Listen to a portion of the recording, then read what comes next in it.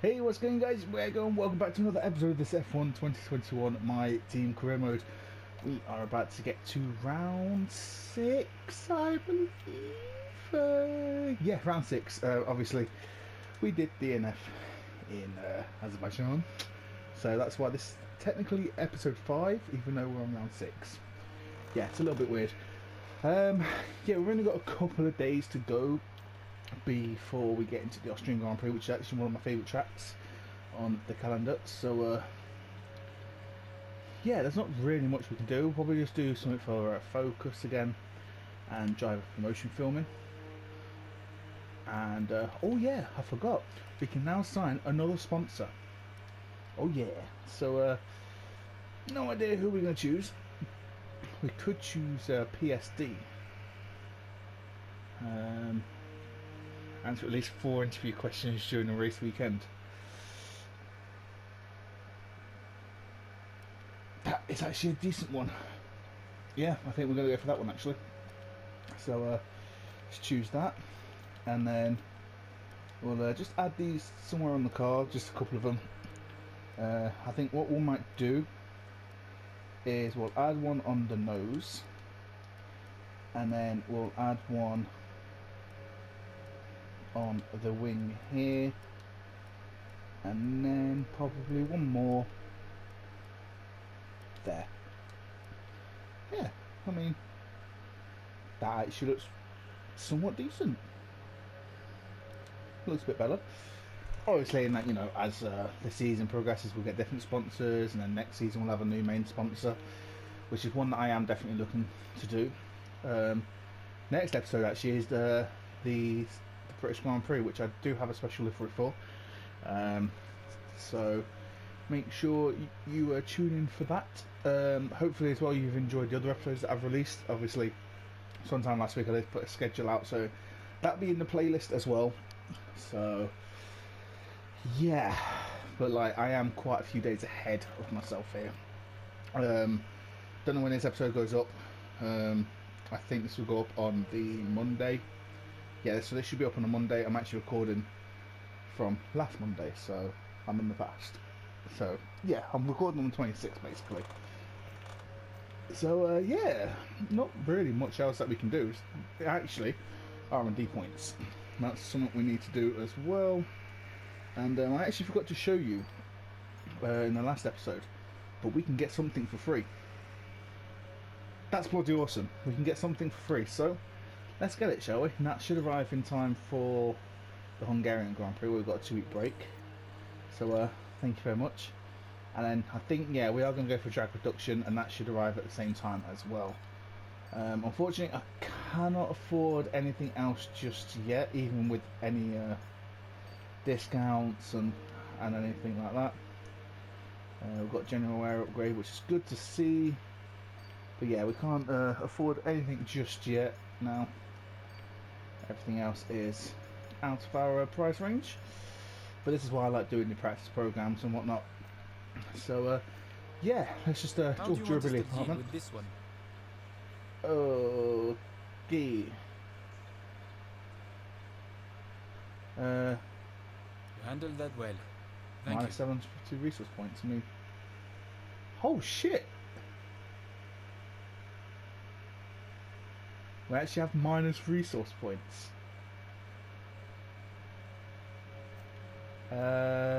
Is that a bug? I think it may be. I mean, sure. I mean, we'll just accept it and move on. Hopefully I don't break the game here. Okay, we've had the new parts come through the fabrication process. We'll have them with us for the next Grand Prix. I didn't know you could do that. Maybe that is actually part of the game. If so, that's pretty cool. Hopefully as well, by the time Hungary comes around, all our parts will be on, and if those above us don't actually upgrade their car, we should be close to getting into the points a little bit more often. So we're just gonna have to wait and see. Yeah, this is gonna be a long career. Aston Martin and McLaren are looking like they are going to bring something big to a couple of races in the future, and then Ferrari have upgraded recently. Williams are on a slow increase as well, and yeah, we're a bit here and there, but no, it will get better as we go along. Mercedes are going to probably bring something huge very, very soon, but that's wait and see. But yeah, that's this part over and done with. I'm going to go ahead and do some practice, and I will see you in Q1 for the Austrian Grand Prix.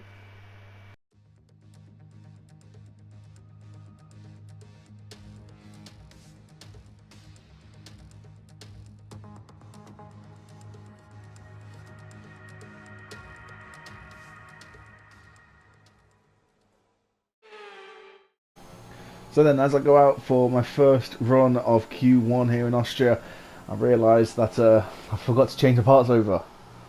Yeah, I was stupid. So we're running qualifying with some worn parts, and we set a decent time to begin with a 1:03, I believe that was. And yeah, the second run, unfortunately, I'll just cut to the chase, it didn't get us out of Q1. We will start 20th. But I decided actually what I'm going to do is, because we didn't get into Q2, I'm just going to change all my parts out, and yeah, really quick of a qualifying. But yeah, with the worn parts, we wasn't going to get out of Q2. It wasn't going to get into Q2, sorry. But yeah, let's see if we can make the most of it though with brand new parts for no, not Q3. I'm stupid. For the race. All right, I'll see you there. Good day today. Let's have your take on it. How will not making Q3 affect your strategy tomorrow? How do you feel this season is going for you? Is the car competitive?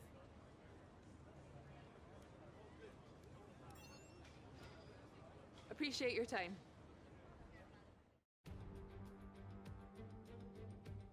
This is it then, race day in Spielberg for this year's Austrian Grand Prix.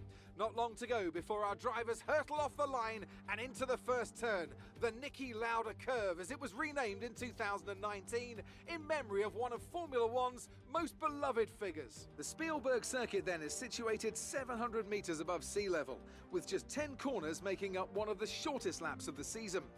One time around here is a distance of 2.6 miles, with the best overtaking chances into turn 1 or the tight uphill turn 3.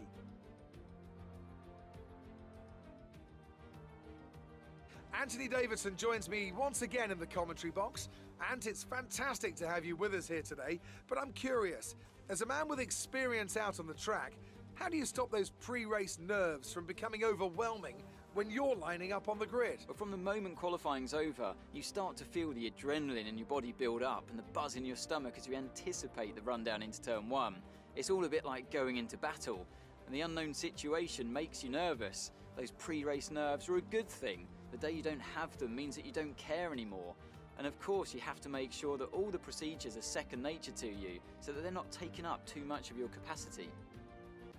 It's time to see how our drivers are stacking up after yesterday's exciting qualifying session. An immense lap from Lewis Hamilton yesterday puts him on pole position, and Valtteri Bottas will line up alongside. Considering the rest of the grid, we have Verstappen, Ricciardo, Lando Norris and Leclerc, Perez, Vettel, Gasly and Fernando Alonso, Ocon, Tsunoda, Lance Stroll and Mick Schumacher, Giovinazzi, Raikkonen, Nikita Mazepin and Carlos Sainz. They've taken a grid penalty.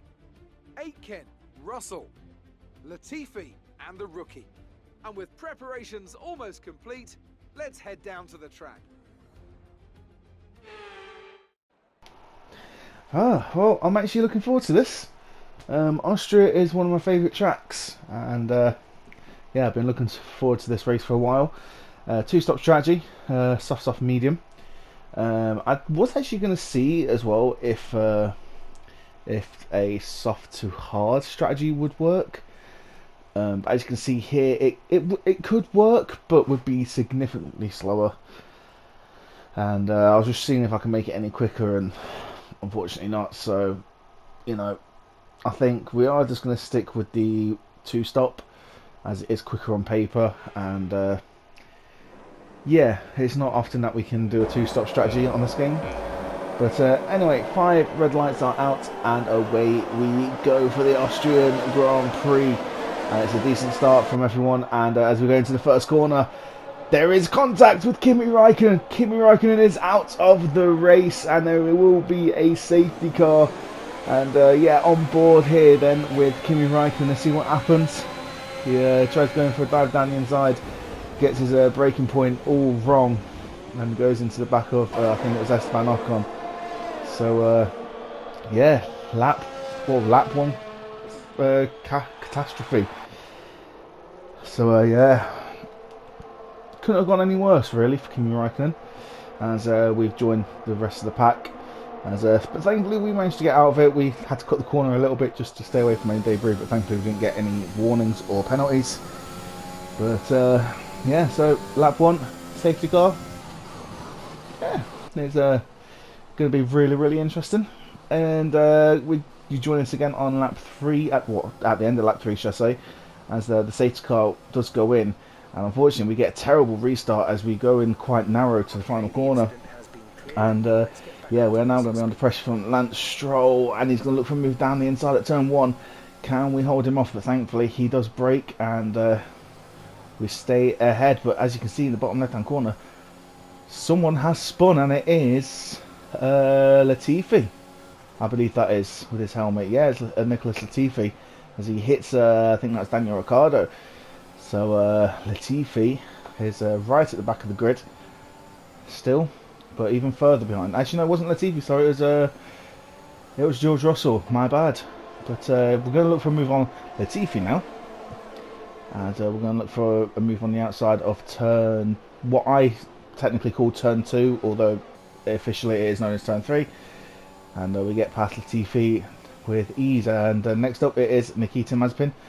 But at the moment we've got Carlos Sainz looking for a move, and he does make the move. So we lose out on a position to him. And a couple of laps later he's gone past Mazepin, and someone is at the back there, and it is Lance Stroll, and he hits his front wing, and there is debris over the track. And that means then, we almost go into the back of Nikita Mazepin as the safety car comes out. So it wasn't great timing, I'll be honest. And here we go then. A new strategy is now available. What's it saying? Mediums. And I just accepted it. But I was also thinking, can we do a medium soft? Because these tyres can last about 10-11 laps. So yeah, it's going to be a bold strategy. But we'll have to wait and see if it works. So just making sure that we can get to the pits without any damage, and yeah, should be a-okay. Yeah, I mean there wasn't really much action, I'll be completely honest. You know, sorry if this is a bit of a boring episode again, that's why probably the video is quite short. But here we go then, into the pits as we go onto the mediums, and we got quite a few people ahead of us.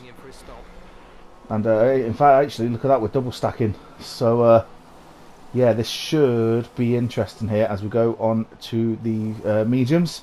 And we should come out of the pits in a fairly okay position, as we get held up quite a bit there. But yeah, out of the pits we go. And it should, you know, theoretically be okay. As yeah, I mean, like I said, there wasn't really much that happened. It was quite a long highlight. Kind of took me by surprise. I thought I didn't edit it properly. The joys of doing post commentary a couple of days after actually editing the video. But anyway, on to coming on to lap 12 now, and finally the safety car is in. And yeah, we're gonna have Daniel Ricciardo behind us now, as we're in P11, which is okay. And as I say that, a few laps later, Daniel Ricciardo has overtaken us. I forgot to show you the highlight. As wow, Daniel Ricciardo is really getting his elbows out as he almost takes Schumacher off the track. So kind of dangerous driving from him. As oh, look at that, Lance Stroll. Oh, sorry, Sebastian Vettel goes down the inside, and we've had to go off the escape road. So might have got a little bit of advantage, but we came out behind, so we're not going to get into trouble. As we're going to go side by side into turn 4. Still side by side.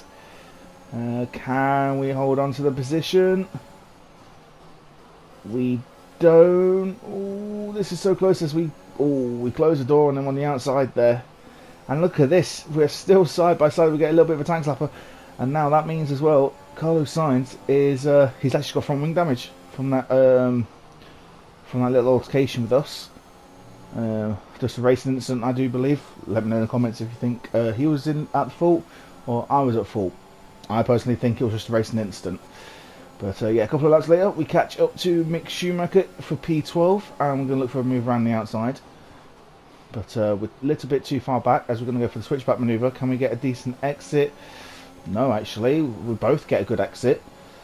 And Schumacher is still ahead of us, which is a little bit annoying. But as you can see, we're much faster than him through the corners there. Look at this, we're just catching up to him as we ride the curb a little bit too much. As we get another tank slapper, of course, you know, front end grip doesn't exist until the very last second by the looks of things. And we cut the corner a little bit, but you know, the stewards didn't see, so please don't snitch on me, guys. And DRS is now open, and we're not really going to use our overtake just yet. We're going to save it for this run, I believe. DRS now open, ERS activated. As we go over to the replay camera, we're going to look for a move around the outside, and we get it done before the turn even arrived. So there we go, up into P11, no sorry, P12. And we're looking for them points. We're looking for some points as Alonso is in the pits. He was actually on, I think if I remember rightly, he was already on, what was he on? I think he was on softs. So, you know, I was just looking to see how many laps theoretically they could actually do, and I was right, there was about 10-11 laps long. Probably a little bit longer actually, so that's why I have stayed out a little bit longer than it was meant to be, as Nikita Mazepin is out of the session with an electrical issue, and he pulls up at turn 1, and very surprisingly there is no safety car, but thankfully he's far enough up the road for that. As we'll come to the end of lap 24, going to lap 25, and we've got Gasly and Leclerc behind us, as a few people actually came into the pits, which actually resulted us going up to P5. But look at this, it is 3 wide into turn 1, and thankfully we hold on to it. But look at that, Sergio Perez has gotten out ahead of us, but we are going to try and overtake him into turn 2/turn 3, as we're going to look for the switchback manoeuvre here. And unfortunately it wasn't going to be good enough, as we're going to lap 26, and this is the point now where we are going to pit for the soft tyres, so softs until the end. And I am hoping that we can get into the points, but it's going to be a massive ask, as yeah, we're going to fall outside the points just now, up into down into P11 with Daniel Ricciardo right behind us, who's also coming into the pit, so I believe we'll be going to softs as well. Yep, so me and Ricciardo is on softs, so I'm glad it wasn't just me doing that sort of strategy. And yeah, we come out in P16 as Lance Stroll is now ahead of us, but we'll skip a lap where we can actually now try and overtake him, as we're going to look for a move around the outside here. Can we make it stick? We're braking a little bit later than him, and we do make it stick. So there we go, back up into P15. And yeah, you know, having a decent race here. Lance Stroll is still behind us. He's still putting us under pressure. And yeah, yellow flag up ahead, and it is Antonio Giovinazzi, I believe, who, I don't know if he spun or not. We're going to take a look here. No, no, sorry, that's an engine failure. So there was a puff of smoke to begin with, and I don't know actually, because there isn't any smoke coming out of the car now. So I don't know if it's a fault with the electronics, or it could have been, you know, the brakes might have gone. Who knows? But going on to lap 33 then, and Daniel Ricciardo is gotten past us. But we get a decent run out of turn 3. And we do have DRS on him. We're going to look for a move around the outside. Can we make it stick Yes, we can. Thank you very much. We are actually having some good battles here today, which is very surprising as we coming up towards the end of the race. And yeah, I'm actually really happy with the performance as we were in P14, and our teammate actually is in P16. So although we're not in the points, this is still actually a good performance from us from a small team. As we're going to go very defensive as we cover the inside line, and you know what, we're just going to just close the door a little bit as we go on to the final lap of the race then, and fingers crossed we can hold on to P14 actually. Yeah, sorry, P14, as I think we might have made a little bit of contact with Daniel Ricciardo, but he's still there trying to catch up to us. Of course, he's going to have DRS here and then DRS again in the second, and yeah, this has actually given us some good momentum for the next race of the season, which is going to be Silverstone, where there will be a somewhat special livery. It's not going to be too drastically different compared to the livery we've got now, but it will be noticeable. Believe me, it's going to be noticeable. Of course, at the intro of the next video, I will let you know what it is, and I'll show you what it looks like. But yeah, running the final few corners then, we've had a decent race. Our teammate finishing P16, we're beating the people that we need to. Lewis Hamilton is going to win, Max Verstappen in second, and then Lando Norris in third. But we, ladies and gentlemen, are going to come across the line, and we are going to finish in P14. That's the end of the race. We'll see you in Parc Ferme.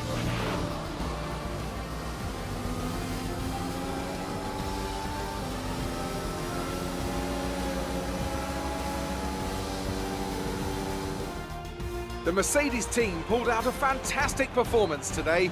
They should be proud. Anthony, tell me, what was it that helped them achieve this success? I feel like consistency was probably the key today. There's being quick, and then there's being quick lap after lap after lap. If you can do that, you can capitalise on other people's errors without making many of your own.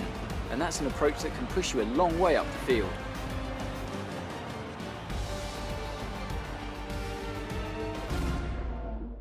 Mercedes are on top form once again after an excellent race weekend.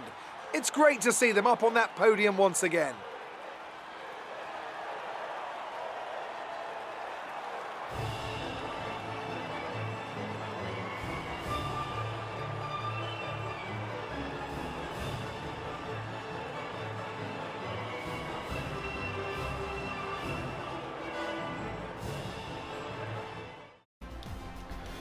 So then, the final statistic, or standings, are Hamilton, Verstappen and Norris all on the podium. Valtteri Bottas finishes in 4th, Sergio Perez in 5th, Fernando Alonso finishes in a good position of 6th, of course starting from 10th on the grid. Pierre Gasly 7th, Leclerc 8th, Vettel 9th and Tsunoda in 10th, so another good performance there from Yuki Tsunoda. Ourselves, in fact, actually looking at that, Mick Schumacher had a very good weekend, finishing P12 with Carlos Sainz just behind him in P13. We finish in P14, Daniel Ricciardo P15, yeah, and then Jack Aitken in P16. Looking at driver standings then, Lewis Hamilton is still on top, ahead by 66 points.